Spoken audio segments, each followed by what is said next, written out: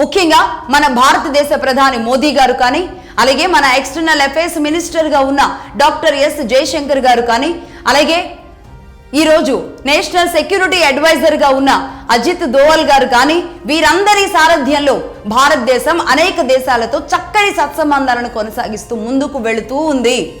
దీనిని చూసి కన్ను కుట్టి, దీనిని చూసి ఓర్వలేక భారతదేశంలో 2014 నుంచి ఎన్ని గందరగోళాలు జరిగాయో ఒక్కసారి లెక్క చెబుతాను.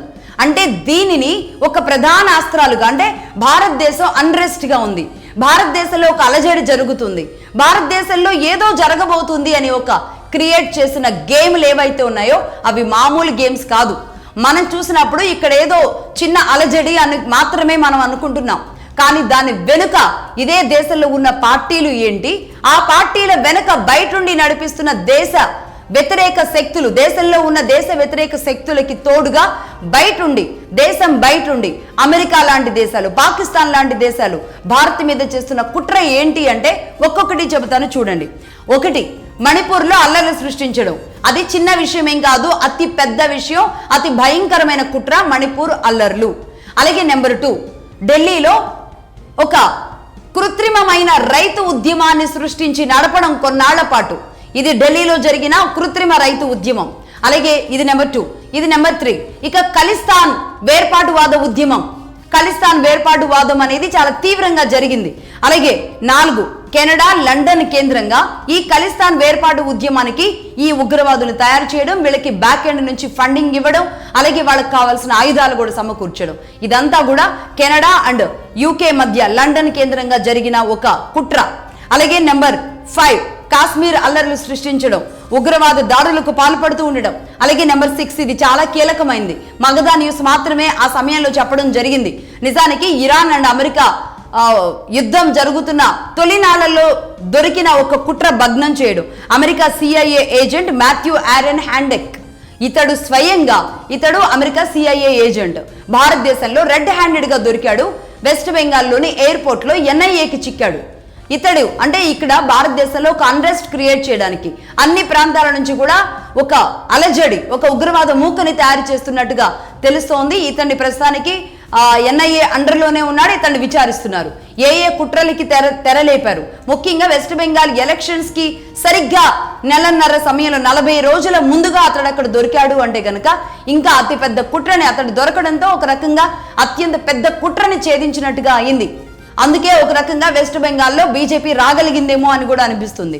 అంత పెద్ద ఘోరమైన కుట్రకి తెరలేపింది అమెరికా CIA, రైట్? ఇదిలా ఉంటే ఇక నెంబర్ 7, ఢిల్లీ పేలుల తరువాత హైదరాబాద్లో దొరికిన మందు.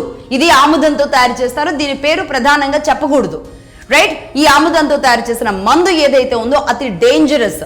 ఈ మందుని ఏదైతే హిందూ ధార్మిక సేవా కార్యక్రమాల దగ్గర, అన్నదానాల దగ్గర అత్యంత పెద్ద కుట్రకి తెరలేపిన విధానం ఇది. కొన్ని లక్షల మంది పొట్టను పెట్టుకోవడానికి చేసిన కుట్ర ఇది. ఆ మందుని NIA కనిపెట్టగలిగింది కాబట్టి ఆ మందు తయారు చేసిన వ్యక్తిని తీసుకువెళ్లి లోపల పడేసింది. ఢిల్లీ పేలుల తరువాత ఈ విషయం తెలిసింది. ఇది నెంబర్ 7. ఇలా భారతదేశంలో 12 సంవత్సరాలుగా ఇన్ని ఇన్సిడెంట్స్ జరుగుతూ వచ్చాయి.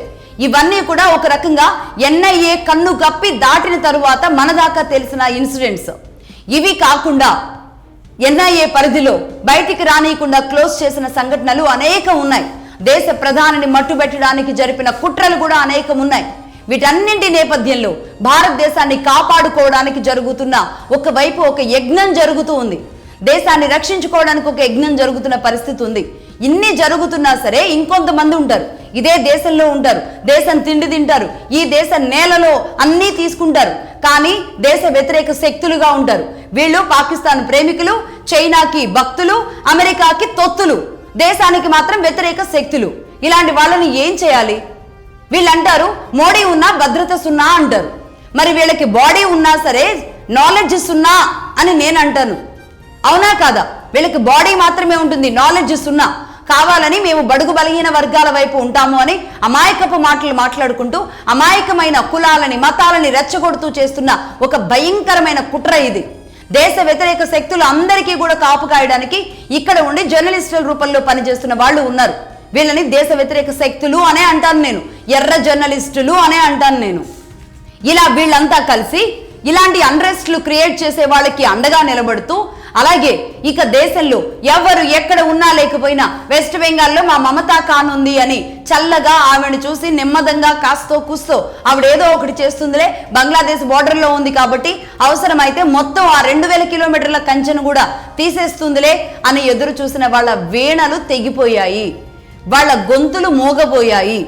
ఎస్, వెస్ట్ బెంగాల్లో బీజేపీ రావడంతో వీళ్ళ వీణలు తెగిపోయాయి, వీళ్ళ గొంతులు ఇప్పుడు పెగలడం లేదు, నోరు మాట రావట్లేదు, ఏం చేయాలో అర్థం కావట్లేదు.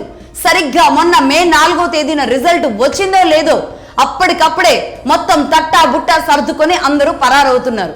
బట్ ఉన్న వాళ్ళం ఏదో ఒకటి చేయాలి, కమాన్ కమాన్ కమాన్ అని మీటింగ్లు పెట్టుకున్న తర్వాత వీళ్ళకు వచ్చిన ఆలోచనే కాక్రోచ్ ఆలోచన.